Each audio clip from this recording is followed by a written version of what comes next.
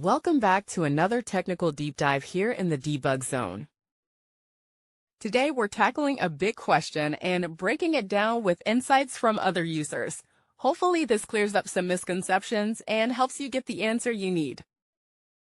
So buckle up, stay a little curious, and let's jump right in.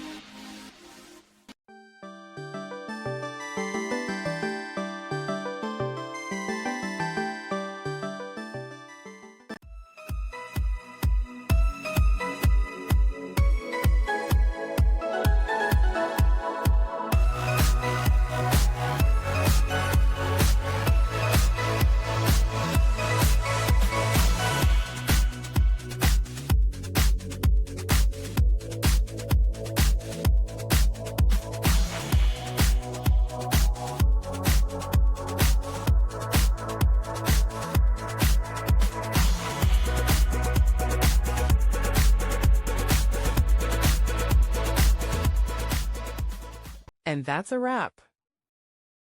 I hope you found the answer you were looking for. If you did, take a second to hit that subscribe button. It really helps out. And let me know in the comments which solution worked best for you. See you next time in the Debug Zone.